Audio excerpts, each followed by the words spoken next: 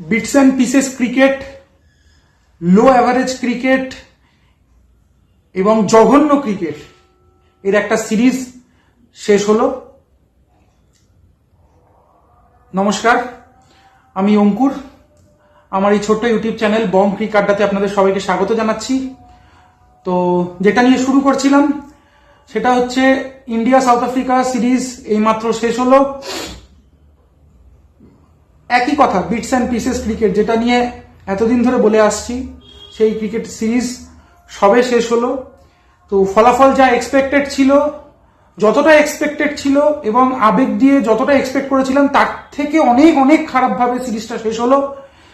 First time এই 66 বছরের ইতিহাসে, লাস্ট 66 বছরের ইতিহাসে প্রথমবার ইন্ডিয়া নিজের ঘরে 7টা ম্যাচের মধ্যে 5টা ম্যাচ হারলো। এবং আরো কিছু কিছু রয়েছে, মানে স্ট্যাটিস্টিক্স রয়েছে, সেগুলো ভয়াবহ স্ট্যাটিস্টিক্স। এই প্রথম ইন্ডিয়া নিজের ঘরে হোম সিরিজে একটা ইনিংসেও 250 রানস ক্রস করতে পারেনি।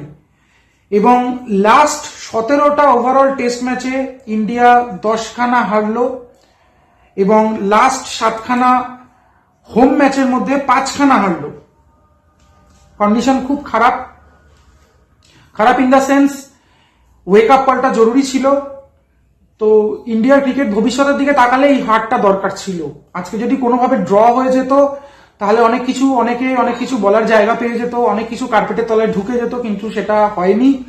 তো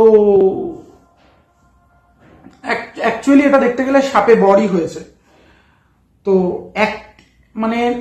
আমি শুরুতে একটা ইনস্ট্যান্সে আসছি। 1990s আগে অবধি ওয়েস্ট ইন্ডিজের সুপ্রিমেসি, সেটা সবাই গোটা ওয়ার্ল্ড জানতো। 4টে পেস বোলারের পেস কোয়াড্রেট। তারপর থেকে তখন প্রায় 25 বছর ওয়েস্ট ইন্ডিজ নিজের ঘরে অপরাজিত ছিল। তারপরে এলো 1991, 92 শুরু হলো। আস্তে আস্তে ওয়েস্ট ইন্ডিজ ক্রিকেট ট্যালেন্টের বদলে মিডিওক্রেসিকে প্রাধান্য দিতে শুরু করলো। তো ধ্বংসের শুরুটা তখনই বোঝা যায়নি। ধ্বংসের শুরুটা বুঝতে বুঝতে 4-5 বছর কেটে গেছিল। তারপরে 1997-98 যখন মানে ধ্বংসটা সবার চোখের সামনে মানে ইনএভিটেবল হয়ে দেখা দিল, তখন আর কিছু করার ছিল না। সেখান থেকে শুরু করে আজকে 2025 সালে ওয়েস্ট ইন্ডিজ ক্রিকেটের কি অবস্থা সেটা আপনারা সবাই জানেন। তো আই হোপ সবকিছু শেষ হওয়ার আগে ইন্ডিয়ার যারা মানে বিসিসিআই এর যারা গণ্যমান্য ব্যক্তি আছে এবং যারা বোর্ডে যারা উঁচু পদে বসে আছে তাদের চোখটা খুলবে এবং শুধু ক্রিকেট থেকে শুধু পয়সা না বানিয়ে ক্রিকেটের সার্বিক উন্নতিতে যেন সেই পয়সাটা কাজে লাগে এবং ওভারঅল ক্রিকেটের জন্য উন্নতি হয়। As far as team selection is concerned, as far as Ranji cricket is concerned, as far as pitch is concerned, as far as ঘরোয়া ক্রিকেটের পিচ ইজ কনসার্ন, সব দিক থেকে উন্নতি করতে হবে, উন্নতি চাই। নয়তো ভবিষ্যৎ খুবই অন্ধকার অবস্থায় চলে যেতে চলেছে। আমি ওয়ানডে টি-20 কথা বলছি না। ওয়ানডে টি-20 ভবিষ্যৎ এত তাড়াতাড়ি খারাপ হতে পারে না, কারণ ওয়ানডে আর টি-20 একটা গদ বাঁধা প্রসেসে চলে, যেই প্রসেসে ডিপ আসতে অনেক সময় লাগে। ইন্ডিয়া এখন একটা নতুন হাইতে আছে, কিন্তু টেস্ট ক্রিকেটের কথা বলতে গেলে যা অবস্থা দেখতে পাচ্ছি, অবস্থা খুবই খারাপ। তো ম্যাচের কথাতে আসি। ম্যাচে কালকে আমি ইচ্ছা করেই ভিডিওতে আসিনি, আমি কোনো ভিডিও বানাইনি। কারণ হচ্ছে কি নিয়ে ভিডিও বানাবো, সেই তো একই কথা বলে যেতে হবে। তো সেটা আমি সেই মোনোটোনাস থেকে একদিন ব্রেক নিয়েছিলাম, যে একবারে ম্যাচটা শেষ হবে, এবং এটা এক্সপেক্টেড ছিল যে আজকে অ্যাটলিস্ট সেকেন্ড সেশনের পরে মোটামুটি ম্যাচটা শেষ হয়ে যাবে। তো সেই হিসেবে ম্যাচটা শেষ হওয়ার পরেই ভিডিওটা বানাচ্ছি। ম্যাচের কথাতে আসছি যে ইন্ডিয়ার বোলিং থেকে শুরু করছি। সেকেন্ড ইনিংসের বোলিং থেকে কোনো প্ল্যান বি নেই, কিচ্ছু নেই। একের পর এক টনি ডিজোর্জি আর ক্রিস্টিয়ান স্টাবস সুইপ মেরে যাচ্ছে, তাদের এগেনস্টে কোনো প্ল্যান বি ছিল না। ফলত যা হওয়ার তাই হয়েছে। ইন্ডিয়া ডিক্লেয়ারের জন্য ওয়েট করেছে, সাউথ আফ্রিকা অনেক দেরি করেছে ডিক্লেয়ার দিতে। আমরা তখন একটা জাস্ট আশা জেগেছিল যে সাউথ আফ্রিকা হয়তো একটু বেশি দেরি করে ফেললো ডিক্লেয়ারটা দিতে, কিন্তু পরবর্তীকালে আমরা দেখলাম যে ওদের কোচ, ওদের যে কোচিং স্টাফ, ওদের ম্যানেজমেন্ট যা ভেবেছিল একদম ঠিক ভেবেছিল। ইন্ডিয়ার সম্বন্ধে যা গেস করেছিল, ইন্ডিয়ার ব্যাটিং ইন্ডিয়ার টিম অ্যাপ্রোচ নিয়ে ওরা যা গেস করেছিল সেটা একদম সঠিক সিদ্ধান্ত ছিল ওদের। যাই হোক, তারপরে ইন্ডিয়ার ব্যাটিং এ আসার পরে ইন্ডিয়া 6 থেকে 7 ওভার কালকে ব্যাটিং করেছে। তো শুরুতেই যশস্বী জয়সওয়ালের, আমি একজন করে ব্যাটসম্যানের কথা বলবো, কারণ এটা সিরিজ শেষ হলো, প্রত্যেকটা ব্যাটসম্যান নিয়ে মূল্যায়ন করা জরুরি। যশস্বী জয়সওয়াল সেই ইংল্যান্ড সিরিজ থেকে এবং ইংল্যান্ডের আগেও বিজিটি থেকে আমরা দেখে আসছি, সেকেন্ড ইনিংসে কোনো রান নেই এবং অযথা কাট মারতে গিয়ে মানে আগেই ব্যাকফুটে চলে যাচ্ছে, বোলারের হাত থেকে বল ছাড়ার সঙ্গে সঙ্গেও ব্যাকফুটে গিয়ে রেডি হয়ে যাচ্ছে কাট মারার জন্য এবং উইকেটের মানে একদম 4 স্টাম্প 5 স্টাম্পের বলে কাট মারার চেষ্টা করছে। কালকেও তাই, যেখানে সিচুয়েশন এটা ডিমান্ড করে তোমাকে দেখে অ্যাটলিস্ট তোমার কালকের দিনটা 6-7 ওভার তোমার কাটিয়ে দেওয়া উচিত ছিল, সেখানে অযথা একটা শট মেরে, কাট শট মেরে, যেটা ওর কানেক্টও হয় না, ওরকম ওর কাছে ওটা রিস্কি শট, সেই রিস্কি শট মেরে আউট হয়ে টিমকে গাড্ডায় ফেলে দিয়ে চলে গেল। এরপর আসি KL রাহুলের কথায়। একটা প্লেয়ার গত 11 বছর ধরে টেস্ট ক্রিকেট খেলছে, 67 থেকে 68টা টেস্ট ম্যাচ খেলা হয়ে গেছে এবং যার ব্যাটিং গড় 35। তো আমার জানা নেই গত 25 বছর বা 30 বছরে ইন্ডিয়ান ক্রিকেটে কোন ব্যাটসম্যানটা এসছে যে মানে আমি আজহারউদ্দিন ওই এরার কথা মাথায় রেখেও বলছি, পরে সচিন সৌরভের এরার কথা তো মাথায় রাখার কথা স্বপ্নেও আসা মানে ভাবতে পারি না, ইভেন তারপরেও কোহলি এরাতেও কোন ব্যাটসম্যানটা এরকম এসছে যে 35 অ্যাভারেজ নিয়ে 67-68 খানা টেস্ট খেলে ফেললো। এই মিডিওক্রেসিকে যতদিন না অ্যাওয়ার্ড করা বন্ধ হবে ততদিন ইন্ডিয়ান ক্রিকেটের ভবিষ্যৎ এরকম চলবে। কালকের ম্যাচেও যখন KL রাহুলের উইকেটটা আপনি ভাবুন, সাইমন হারমানের বলে, হ্যাঁ সবাই বলছে ওটা মানে বল অফ দ্য কারেন্ট সেঞ্চুরি বা এরকম কিছু ধরনের কথা বলা হচ্ছে, কিন্তু আপনাকে আমি একটা ছোট্ট কথা বলছি, বলটা কি মানে অত্যাধিক ভালো বল ছিল, জাস্ট রাফে পড়ে বলটা ঘুরেছে না, বলটাকে খুব ভালো করে দেখানো হয়েছে। KL রাহুলের টেকনিকের জন্য বলটাকে অত সুন্দর করে দেখানো হয়েছে, আমি তো বলবো সেকেন্ডটাই হয়েছে, কারণ ওই বলটাকে আরামসে ব্যাকফুটে এসে লেগ সাইডে ওটা খেলে দেওয়া যেত, তার বদলে ও অত আগের বল ও ফ্রন্ট ফুটে খেলতে গেল এবং ব্যাট আর প্যাডের মাঝখানে এত বড় একটা গ্যাপ, মনে হচ্ছে কলকাতা দিল্লি হাইওয়ের মতন গ্যাপ রয়েছে যেখান দিয়ে মানে একটা ট্রাক ঢুকে যাবে, তো সেই গ্যাপে যথারীতি এবং ব্যাটের ফেস ক্লোজ, সোজা ব্যাটে না খেলেও ব্যাটের ফেস ক্লোজ ওই অবস্থাতে। আমি জানি না KL রাহুল কি ভাবছিল, কি কোন মাইন্ডসেটে ছিল, কি করতে গেল, তো যে ফলাফল যা হওয়ার তাই হলো। কালকে 2 উইকেট মানে হারিয়ে ইন্ডিয়া 6 ওভারের মধ্যে 2 উইকেট হারিয়ে 9 রানে সিরিজটা এই দিনটা শেষ করেছিল। তো আজকে সকাল থেকেই যেটা বোঝা গেছিল যেটা হচ্ছে ইন্ডিয়া ম্যাক্সিমাম 2 সেশন হয়তো টিকবে বা 2 সেশনের একটু বেশি যাবে, তো এইটুকু এক্সপেক্ট করেছিলাম যে 3rd সেশনে খেলাটা যাবে, তো সেটাও যায়নি। তো সৌজন্যে এদের ব্যাটসম্যানদের অকর্মণ্যতা এবং মানে কোনো গেম সেন্স না থাকা। আমি কুলদীপ যাদবকে নাইট ওয়াচম্যানে নামানো হয়েছিল, রাদার কুলদীপ যাদবকে অনেক অ্যাসিওর দেখাচ্ছিল। যাই হোক, কেশব মহারাজের বলটাতে মানে অত মানে বলটা পড়ে শুট করে ভেতরে ঢুকে আসলো, ওটা কেশব মহারাজ না, সাইমন হারমানের বলে, সরি, হ্যাঁ ওটা ওর মতন ব্যাটসম্যানের পক্ষে কিছু করার ছিল না, ঠিক আছে ওটা অ্যাকসেপ্টেড, কিন্তু কুলদীপ যাদবের ক্ষমাহীন ভুল হচ্ছে অন্য জায়গায়। পুরো মানে একটার পর একটা মনে হচ্ছে যেন এই ঘূর্ণি পিচে একটার পর একটা করে গ্রেনেড ফেলে গেছে, এত স্পিডে বল করে গেছে কুলদীপ যাদব, রবীন্দ্র জাদেজা দুজনেই। যাই হোক, রবীন্দ্র জাদেজা কালকে 4টে উইকেট নিতে পেরেছিল, তো সেটা নিয়ে কথা পরে বলবো। তো এগুলো নিয়ে কথা বলে পরে বলার থেকেও এগুলো নিয়ে কথা বলার কোনো যৌক্তিকতা নেই, মানে যা হওয়ার হয়ে গেছে, এখন ওগুলো নিয়ে। যাই হোক, তারপরে এলো আমাদের সাই সুদর্শন ছিল। সাই সুদর্শন প্রথম থেকেই ওর একটা অ্যাটিটিউডই ছিল মানে জাস্ট ব্লক করে যাব। তো 138 বল খেলেছে, তার মধ্যে অন্তত শিওর 5 বার ও আউট থেকে বেঁচেছে, মানে ভাগ্যের জোরে বেঁচে গেছে। তারপরে 138 বলে 13 না 15 রানের একটা ইনিংস খেলেছে, খেলে যে বলটা ড্রাইভ মারা সেই বলটাও ব্লক করতে গেছে। সেনুরাম মুথুস্বামীর একটা নিরীহ বাহাতি অফ স্পিন বল, সেটাকে জাস্ট যেখানে সোজা ড্রাইভ করার বল, সেটাকে ব্লক করতে গিয়ে এজে লাগিয়ে ক্যাচ হয়ে আউট হয়ে চলে গেল। হ্যাঁ, এবার তারপরে হলো ধ্রুব জুড়েল, প্রথম বলেই ব্যাটের থেকে মানে শরীর এতটা দূরে খেলে 2-3 বলের মধ্যে 0 আউট চলে গেল। 4 উইকেট, তখন 4 উইকেট পড়ে গেল। তারপরে জাদেজার সাথে একটা পার্টনারশিপ হয়েছিল ঋষভ পান্তের কথা বলবো। ঋষভ পান্ত 6 মেরে বোধহয় আজকেই বোধহয় 500 রান করে ফেলতো, তো 2 6, একটা 6 একটা 4 মারলো, মারার পরে আবার সেই একই ভুল, বলটা একটু জাস্ট বিট মানে পড়ে একটু লাফিয়েছিল, তো ব্যাস ওখানেই যাবতীয় কারিগরি শেষ। ব্যাকফুটে আসার কোনো গল্পই নেই, সব বল ফ্রন্ট ফুটে খেলবো। এই 5 নম্বর দিনে স্পিন পিচে সব বল ফ্রন্ট ফুটে খেলতে হবে। ঠিক আছে, যা হওয়ার তাই হয়েছে। যতটুকু লড়াই করা করেছে জাদেজা আর ওয়াশিংটন, আবার সেই একই কথা বলবো, লড়াই মানে ওটা লড়াই নয়, ওটাকে জাস্ট হারটাকে একটু এক্সটেন্ড করা, হারের টাইমিংটাকে একটু এক্সটেন্ড করা, আর কিছু নয়। ওয়াশিংটন সুন্দর আউট হতে গেলে, আউট হওয়ার পরে যেটুকু আশা ছিল সেটুকুও চলে গেল। নীতিশ রেড্ডি তারপরে এলো, নীতিশ রেড্ডি প্রথম বলে রিভার্স সুইপ। আমাদের মহান কোচ গৌতম গম্ভীরের আবিষ্কার। নীতিশ রেড্ডি চারটে অলরাউন্ডার বা 3টে অলরাউন্ডার না নিলে তার টিমই সিলেক্ট হয় না। তো সেই নীতিশ রেড্ডি টোটাল টেস্ট ম্যাচে 6 ওভার বল করেছে, 6 থেকে 7 ওভার বল করেছে এবং 9 নম্বরে, আজকে তো 9 নম্বরে ব্যাটিং করতে নেমেছিল এবং প্রথম বলে রিভার্স সুইপ করতে গিয়ে আউটে চলে গেছে। তো এই হলো টিমের অবস্থা। কতটুকু মানে কি বলবো জানি না। প্রিপারেশন প্রথমে গৌতম গম্ভীরের কথা পরে আসছি, প্রথমে আসছি যে যা টিম সিলেকশন হয়েছিল সেটা নিয়েও প্রিপারেশন কি ঠিক ছিল?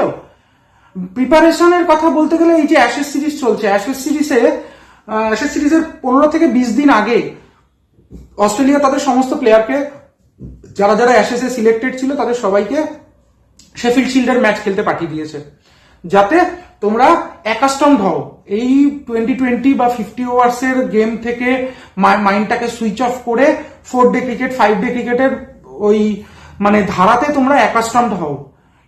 এই জন্য তাদেরকে শেফিল্ড শিল্ড খেলতে পাঠিয়ে দিয়েছিল এবং সেই জন্য তারা মানে T20 সিরিজও কনসিডার করতে পিছু পা হয়নি। ইন্ডিয়ার সাথে T20 সিরিজে তাদের কি টিম খেলেছিল আপনি ভাবুন। যত মেন বোলার ছিল, যত মেন ব্যাটসম্যান ছিল, সবাইকে সরিয়ে দিয়েছে। তো সব কিছুর একটা লজিক আছে, ওরা যা কিছু করে একটা লজিক রেখে করে, একটা টেস্ট সিরিজকে গুরুত্ব দিয়ে ওরা সেই সমস্ত ডিসিশনস গুলো নিয়েছিল। আর আমরা অস্ট্রেলিয়া থেকে T20 সিরিজ খেলে অলমোস্ট সেই টিম আমরা এখানে টেস্টে নামিয়ে দিয়েছি। ব্যাটসম্যানরা সুইচ অফ হওয়ার মানসিকতাই পেল না। টিম সিলেকশনের কথা তো পরে আসবো। এবং মিডিওকার টিম, মিডিওক্রেসিতে ভরপুর টিম। এই টিমের মানে আমি কি বলবো, মানে আমি কথা বলার ভাষা খুঁজে পাচ্ছি না।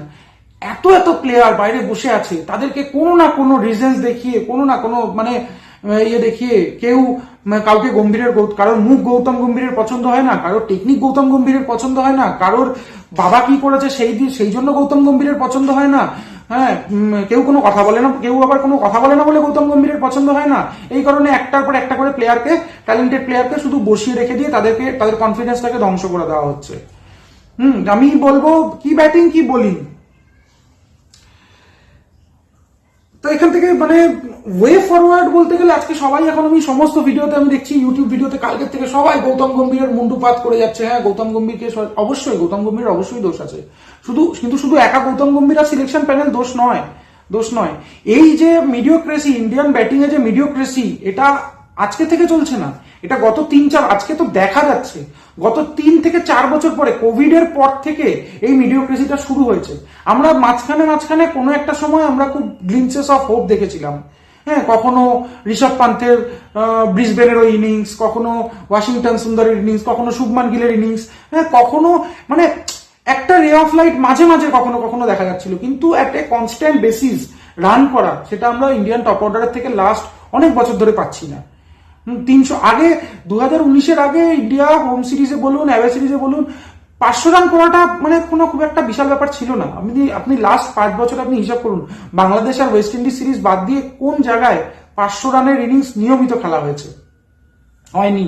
কারণ ব্যাটসম্যানদের টেমপ্লেটটা ড্রপ হয়েছে, ব্যাটসম্যানদের যে প্যারামিটার ছিল, যে মানে একটা হাই প্যারামিটার সেট ছিল, সেই প্যারামিটার থেকে ব্যাটসম্যানরা নিজেদেরকে ডাউন করেছে এবং সেটা ডাউন হতে সব থেকে বেশি মানে এখন কদর্য রূপটা এখন দেখা যাচ্ছে চোখে।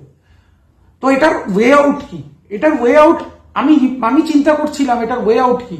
একে বাদ দাও, ওকে বাদ দাও, ওকে নিয়ে আসো, আমার মনে হয় না কোনো সলিউশন আছে। হ্যাঁ, অবশ্যই কিছু প্রতিশ্রুতিমান ক্রিকেটার আছে যারা এই টেস্ট টিমে স্থান পাওয়ার যোগ্য, এবং কিছু প্লেয়ার এই টিমে আছে যাদেরকে টেস্ট টিমে খেলানোর কোনো মানেই হয় না এখন, যারা এই টিমে খেলার যোগ্যই নয়, তাদেরকে রিপ্লেস করা অবশ্যই দরকার। কিন্তু তারপরে একটা সুদূর প্রসারী লক্ষ্য যদি নিয়ে চলতে হয়, তাহলে কতগুলো মানে ডিসিশন ইন্ডিয়ান ক্রিকেট বোর্ডকে অবশ্যই নিতে হবে। আমাদের রঞ্জিতে প্রথম কথা হচ্ছে আমাদের ইন্ডিয়ান টেস্ট টিম সিলেকশন, আমি যেটা বারবার বলে এসেছি, রঞ্জি ট্রফির আধারে হতে হবে, রঞ্জি ট্রফির পারফরমেন্সের আধারে হতে হবে। এবং performance in the sense not only like তুমি 4টে 200 করে ফেললে, তুমি কোন সেই ক্ষেত্রে সেই দিয়ে হবে না, তুমি কোন সিচুয়েশনে খেলছো, কোন ম্যাচ সিচুয়েশনে তুমি রান করছো, কিরকম চাপের মুহূর্তে তুমি রান করছো, as a batsman point of view তোমাকে সেই হিসাবে তোমাকে টিম সিলেক্ট করতে হবে। আমি অনেকবার বলেছি ঋতুরাজ গায়কোয়াড়, অভিমন্যু ঈশ্বরন, এগুলো মানে অন্যান্য ভিডিওর দৌলতে অনেকের কাছ থেকে শুনে পচে গেছে কথাগুলো, আমি তাও ক্লিশে হয়ে গেছে, আমি তাও আবার বলছি, রিঙ্কু সিং, অভিমন্যু ঈশ্বরন, ইমিডিয়েটলি ঋতুরাজ গায়কোয়াড়, তারপরে কি বলে করুণ নায়ার, করুণ নায়ারকে আরো একটা চান্স দেওয়ার দাবি রাখে, যদিও করুণ নায়ার অনেকগুলো চান্স পেয়েছে। এবং করুণ নায়ার যে কমেন্টটা করেছে সেই কিছুদিন আগে টুইটারে, যে একটা আজগুবি একটা টুইট করে বসলো গৌতম গম্ভীরের বিরুদ্ধে, যে এমন একটা দেখালো যে ওকে বাদ দেওয়ার পেছনে গৌতম গম্ভীরের একটা কারণ আছে, তুমি ইংল্যান্ড সিরিজে তোমার 20+ অলমোস্ট তোমার ব্যাটিং অ্যাভারেজ ছিল, তুমি এমন কিছু করতে পারোনি যে তোমার মুখে কথা বলা সাজে। যাই হোক, তো এখন যারা সুযোগ পায়নি এখন অব্দি, ঋতুরাজ গায়কোয়াড় বলুন, তারপরে ইভেন সঞ্জু স্যামসন বলুন, তারপরে এদেরকে চান্স দিয়ে তো দেখাই যায়, রিঙ্কু সিং বলুন, তারপরে মায়াঙ্ক আগরওয়াল, আরো নতুন নতুন প্লেয়ার উঠে আসছে, এদেরকে চান্স দিতে হবে। কিন্তু তারপরে এদেরকে চান্স দিয়ে দেওয়ার সাথে সাথে এবং অলরাউন্ডার প্লেসে শুধু অনলি জাদেজা আজকে যতটুকু লড়াই করেছে ততটুকু লড়াই জাদেজার থেকে পাওয়া গেছে, আর কারোর ওই লড়াই করার মতো ইয়েই ছিল না, মানসিকতাই ছিল না। তো কিন্তু জাদেজা আর ক বছর, আর 1-1.5 বছর, তো তারপরে কাকে দিয়ে চলবে? অক্ষর প্যাটেল, ওয়াশিংটন সুন্দরের ব্যাটিং আজকে যথেষ্ট, মানে কি বলবো, গত 1 বছর ধরে ব্যাটিংটা খুব একটা খারাপ করছে না, ঠিকঠাকই করছে, কিন্তু অ্যাজ অ্যান অলরাউন্ডার ওয়াশিংটন সুন্দরের জায়গাতে ওয়াশিংটন সুন্দরকে চাপে রাখার জন্য এই যে ঘরোয়া ক্রিকেটের বোলারগুলো আছে, যেমন শামস মুলানি বলুন, তারপরে তনুষ কোটিয়ান বলুন, এরা কেন চান্স পাবে না? এদেরকেও তো চান্স দেওয়া উচিত, তবে তো একটা সুস্থ প্রতিযোগিতা তৈরি হবে। আজকে ইন্ডিয়া টিমের ব্যাটসম্যানরা বুঝে গেছে তাদেরকে রিপ্লেস করার মতন কেউ নেই। কিছু ব্যাটসম্যান বুঝে গেছে। KL রাহুল 68টা টেস্ট ম্যাচ খেলে ফেললো, যখনই মানে ম্যাক্সিমাম ক্ষেত্রে যখনই বিপদ আসে তখনই KL রাহুলের ব্যাটে রান নেই। 10টা-15টা ম্যাচে পরে যখন KL রাহুলকে নিয়ে আলোচনা হয় তখন একটা সেঞ্চুরি করে দেয়, আবার 10টা-15টা ম্যাচ ওরকম ভাবে চলতে থাকে। যার ফলশ্রুতি 35 ব্যাটিং অ্যাভারেজ, তুমি ব্যাটিং অ্যাভারেজ দেখো। যাই হোক, আরেকটা যেটা সব থেকে গুরুত্বপূর্ণ জিনিস, ইন্ডিয়ান ক্রিকেট বোর্ডকে এখন রঞ্জি ট্রফির পিচ গুলো নিয়ে বসতে হবে, একটা পিচ কমিটি তৈরি করা উচিত এবং একটা পিচের মানে কি বলবো, পিচ কমিটি তৈরি করে মানে কতগুলো ইন্সপেকশন করার জন্য কয়েকজনকে নিয়োগ করা উচিত, যারা আগেকার দিনে ভালো ভালো পিচ তৈরি করেছে তাদেরকে রাখা উচিত, যারা প্রত্যেকটা ঘরোয়া ম্যাচে যাবে, গিয়ে পিচটাকে ইন্সপেকশন করবে এবং সেই অনুযায়ী পিচের রেটিং দেবে, এবং যদি পিচের রেটিং যদি খারাপ হয় তাহলে ঘরোয়া টিমের নম্বর কাটা যাবে বা এরকম ডিমেরিট পয়েন্ট আসবে, এরকম কিছু নিয়ম করা উচিত। তবে ঘরোয়া ক্রিকেটের পিচগুলো ঠিক হবে, মানে হয় out and out pace bowling pitch বানানো হচ্ছে, নয়তো স্পিন পিচ কটা বানানো হচ্ছে, কটা জায়গায় স্পিন পিচ বানানো হচ্ছে ঘরোয়া ক্রিকেটে। পুরো টেস্ট জেতার জন্য হয় পুরো বানিয়ে দেওয়া হচ্ছে র্যাঙ্ক টার্নার, নয়তো বানিয়ে দেওয়া হচ্ছে ফুল সবুজ ঘাসে ভরা পিচ, যেখানে কোনো রকমের যেভাবে হোক জিতে 6 পয়েন্ট বা 7 পয়েন্টের লক্ষ্যে টিমগুলো ব্যাটিং করতে, মানে হোম টিমগুলো নামছে। তো এই করে আলটিমেটলি কোনো লেভেল টিমগুলো জিতছে, রঞ্জি ট্রফির ক্যাবিনেটে তাদের হয়তো ট্রফি বাড়ছে, বাড়ছে, কিন্তু আলটিমেট ক্রিকেটের কোনো উন্নতি হচ্ছে না। ক্রিকেটে উন্নতি করতে গেলে রঞ্জি ট্রফি একটা ম্যাচ যাতে 4 দিন পুরো চলে, মানে 4 দিনের যাতে মানে একদম পুরো মানে একটা ডুয়েল দেখা যায় সেরকম পিচ বানাতে হবে প্রত্যেকটা জায়গায়। এবং ভারতের টিম সিলেক্টর, আমি দেখি অজিত আগারকর থেকে আরম্ভ করে আরো কয়েকজন আছে, RP সিং, এরা যখন ইন্ডিয়া টিম বিদেশে ট্রাভেল করতে যায় তাদের ওখানে গিয়ে বসে থাকে। তো ওইখানে বসে থাকার কোনো যুক্তি নেই, ওখানে সামলানোর জন্য টিম ম্যানেজমেন্টের সবাই রয়েছে, সবাই ওখানে গিয়ে তোমার কাজটা কি? তার বদলে ঘরোয়া ক্রিকেটের ম্যাচগুলো কভার করো, ঘরোয়া ক্রিকেটের ম্যাচগুলো কভার করে ওখানে কোন প্লেয়ার ভালো খেলছে, কোন প্লেয়ার একটা ভালো সেঞ্চুরি করলো, কোন প্লেয়ার চাপের মুহূর্তে একটা 5 উইকেট নিল, তাকে র্যাডারে আনো, তাকে র্যাডারে এনে NCA-তে এনে তৈরি করো। এই সমস্ত স্টেপস গুলো নিতে হবে, নয়তো ইন্ডিয়ার ক্রিকেটের এবং লং ভার্সনের ক্রিকেটের ভবিষ্যৎ খুব একটা উজ্জ্বল দেখছি না।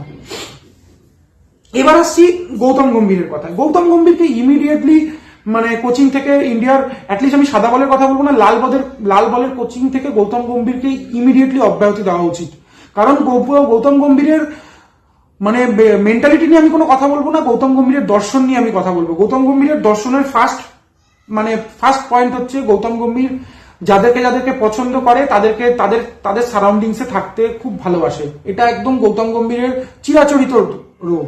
যখন কলকাতা কেকেআর এর ক্যাপ্টেন ছিল তখনও কেকেআর এর টিম সেট আপে রজত ভাটিয়া এবং বিজয় দাহিয়াকে কোচ বানানো এগুলো ছিল। তারপরে যখন ইন্ডিয়া টিমে যখন চলে গেল তখন এই রায়ান টেন ডেসকাটে, তারপরে অভিষেক নায়ারের সম্বন্ধে কোনো কথা বলবো না, রায়ান টেন ডেসকাটে, মনি মর্কেল কেকেআর এর টিম সেট আপটাকেই ওখানে নিয়ে গেছিল।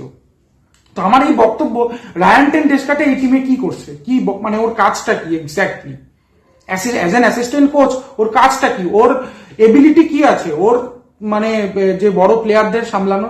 ও তো একটা নেদারল্যান্ডসের একটা প্লেয়ার ছিল, হ্যাঁ ঠিক আছে, নেদারল্যান্ডসের প্লেয়ার, নেদারল্যান্ডস ক্রিকেটকে অনেক কিছু দিয়েছে, নেদারল্যান্ডসের ক্রিকেটের সব থেকে বড় নাম, কিন্তু তা বলে ইন্ডিয়া টিমের কোচ? অনেক প্রশ্ন আছে। এবং দ্বিতীয়ত হচ্ছে যে এর আগেও যেগুলো নিয়ে কথা বলা হয়েছে যে ওই মিডিওক্রেসি, অলরাউন্ডার, 3-4টে অলরাউন্ডার দিয়ে ভর্তি করে দেওয়া। ইন্ডিয়া টিমে আজকে 3 নম্বরে ব্যাটিং করছে কিনা সাই সুদর্শন, যেই 3 নম্বর পজিশন গত 25 বছর ধরে সামলে এসছে, তা আমরা যাকে দা ওয়াল বলতাম, রাহুল দ্রাবিড়, চেতেশ্বর পূজারা, এরপরে কিনা 3 নম্বরের পজিশনে নামছে সাই সুদর্শন আর ওয়াশিংটন সুন্দর, তাও আবার পালা করে। হ্যাঁ, কখনো একজন 3 নম্বরে নামলে আরেকজন 8 নম্বরে চলে যাচ্ছে। এটাই ছেলে খেলা হচ্ছে এটা। 4 নম্বরে শুভমান গিল নেই, ঠিক আছে মানছি। আমাদের 7 নম্বর 8 নম্বরে নীতিশ কুমার রেড্ডি ব্যাটিং করতে নামছে 5 নম্বরে একটা উইকেট কিপারের পরেও ধ্রুব জুরেল। একটা 90 রানের ইনিংস মতন ছিল টেস্ট ক্রিকেটে। কি এর থেকে ভালো ব্যাটসম্যান নেই ইন্ডিয়া ক্রিকেটে? আমি জানি না, মানে জানি না বললে ভুল হবে, মানে এখন আর মানে মুখ লুকিয়ে লাভ নেই, এখন সবাইকে সবার কথাগুলো বের করতে হবে। এবং ভারতীয় বোর্ডের আমার মনে হয় কড়া হওয়া উচিত, অনেক কড়া মেজার্স নেওয়া উচিত যদি টেস্ট ক্রিকেটকে বাঁচাতে হয়, ইন্ডিয়ান টেস্ট ক্রিকেটকে বাঁচাতে হয়, যাতে ওয়েস্ট ইন্ডিজ না হয়ে যায় ইন্ডিয়ান টেস্ট ক্রিকেট, যাতে মানে ওই T20 IPL আর ইয়ের উপরে ডিপেন্ডেন্ট না হয়ে যায়। তার জন্য ইমিডিয়েটলি কড়া স্টেপস নেওয়া দরকার। 2000 সালে মানে যাই হোক, আরেকটা পরিস্থিতিতে আরেকটা কথা বলছি যে আমরা 2003 সালে ভাবতাম যে করে হোক বিদেশে একটা টেস্ট মানে বাঁচিয়ে নেব, বা জিতে যাব। 2001 সালে যখন সৌরভ গাঙ্গুলি এলো, সেখান থেকে আস্তে আস্তে বিরাট কোহলির জমানা এলো। বিরাট কোহলির জমানায় আমরা কি ভাবতে শুরু করলাম, বিদেশেও একটা টেস্ট হারা মানে হচ্ছে আমাদের কাছে লজ্জার ব্যাপার, ঠিক আছে, দেশে তো কেউ ছুতেই পারবে না। সেইখান থেকে আজকে সকালের শুরুতে আমরা বসেছিলাম দেশের মাঠে কি করে ইন্ডিয়া হোয়াইট ওয়াশ বাঁচে এবং সেকেন্ড হোয়াইট ওয়াশ থেকে বাঁচতে পারে, কিন্তু যেটা সম্ভব হয়নি। তুমি যেরকম কর্ম করবে তোমার ফল সেরকম আসবে, তুমি কর্ম সেরকম করনি, তার জন্য তোমার ফলটাও এরকমই এসছে। পরিশেষে একটা কথা বলি, এখনই মানে কি বলবো, অত আশাহত হওয়ার কিছু কারণ হয়নি, তার কিছু কিছু কারণ আছে। কারণ হচ্ছে আরেকটা কথা, যেটা হচ্ছে যে ইন্ডিয়া টিমের সবাই অনেকে বলবে যে এখন একটা ট্রানজিশন ফেজ চলছে, কিন্তু এই ট্রানজিশন ফেজটা অনেক দেরি করে আসতো, ওটাকে এত তাড়াহুড়ো করে কে এনেছে? আজকে আপনি টিমে বলুন, রবিচন্দ্রন অশ্বিনকে ঘাড় ধাক্কা দিয়ে বার করে দেওয়া হয়েছে, তার সামনে ললিপপ দেখানো হয়েছে ওয়াশিংটন সুন্দরের এবং আকসার প্যাটেলের, ললিপপ দেখিয়ে তোমাকে ওয়াশিংটন সুন্দরকে একরকম বের করে দেওয়া হয়েছে টিম থেকে। সে বেচারা বেরিয়ে গেছে, মনের দুঃখে বেরিয়ে গিয়ে অবসর নিয়ে নিচ্ছে, একটা কথাও বলেনি। আজকে তুমি বিরাট কোহলি, রোহিত শর্মা, যাদের আরো 2 বছর টেস্ট ক্রিকেটকে, বিরাট কোহলির মতন এত মানে টেস্ট ক্রিকেটের প্রতি ডেডিকেটেড একটা প্লেয়ারকে তুমি জোর করে রিটায়ার করতে বাধ্য করিয়ে দিয়েছো। আজকে আপনি টিমের দেখে বলুন তো, যে এই টিমে যদি বিরাট কোহলি, রোহিত শর্মা থাকতো তাহলে ব্যাটিংটা কিরকম লাগতো, ওভারঅল ব্যাটিংটা কিরকম লাগতো? তাদের দেখেও তো ওভারঅল ব্যাটিং এর একটা সবার মধ্যে একটা কি বলবো, একটা অ্যাগ্রেশন আসতো, একটা কিছু করে দেখানোর খিদে আসতো। ওদের কথা তো ছেড়েই দিলাম, ওদের ব্যাটসম্যানশিপ তো ছেড়েই দিলাম। আর আজকের কালকে এবং টেস্টের first day second day bowling দেখে আপনি অশ্বিনকে একবারও মিস করেননি? অশ্বিনের কি পুরো মানে অশ্বিন কি শেষ হয়ে গেছিল? অশ্বিনের কি আর কিছুই দেওয়ার ছিল না ইন্ডিয়ান ক্রিকেটকে? অবশ্যই দেওয়ার ছিল, কিন্তু আপনারা কি করেছেন? আপনারা অশ্বিনকে মানে অশ্বিনের শেষটুকু আপনারা না দেখে আপনারা ওকে মানে ট্রানজিশনটাকে ত্বরান্বিত করার জন্য অ্যাজ আর্লি অ্যাজ পসিবল যাতে তার ট্রানজিশনটা করা যায়, তার জন্য অশ্বিনকে ঘাড় ধাক্কা দিয়ে বার করে দিয়েছেন, ফলাফল চোখের সামনে। তবে এই আর বেশি কোনো কথা বলবো না, এই নিয়ে প্রচুর কথা হবে এবং অলরেডি হওয়া শুরু করেছে। আমরা সবে কথা বলা শুরু করলাম।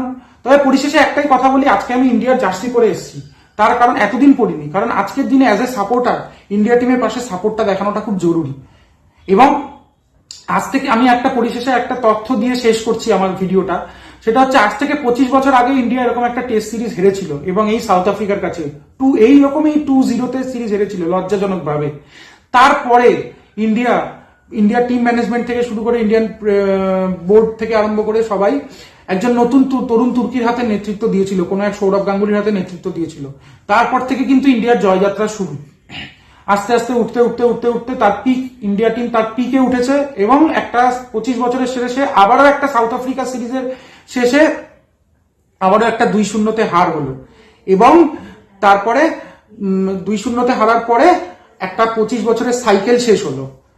তো আমি বলতে চাইছি এখনো হতাশ হওয়ার কিছু নেই, হয়তো কোনো ভবিষ্যতে কোনো একটা সৌরভ গাঙ্গুলি আসবে বা কোনো একটা, মানে আমি সৌরভ গাঙ্গুলির কথা বলছি না, কোনো একজন কেউ আসবে যার হাত ধরে ভারতীয় ক্রিকেট আবার উঠে দাঁড়াবে। আর পরিশেষে আরেকটা কথা বলছি, সাউথ আফ্রিকার কোচ সুক্রি কনরাড, সে গতকাল একটা করেছিল, মানে কমেন্ট করেছিল প্রেস কনফারেন্সে যে উই ওয়ান্টেড দেম টু গ্রভেল। তো আপনারা সবাই জানেন এই গ্রভেল কথাটা কোথা থেকে আসে। এই গ্রভেল কথাটা ইউজ হয়েছিল 1970s-এ। ওয়েস্ট ইন্ডিজের এগেনস্টে ইউজ করা হয়েছিল, টনি গ্রেগ ইউজ করেছিল, সেই একই ডায়লগ মেরেছিল, উই ওয়ান্টেড দেম টু গ্রভেল।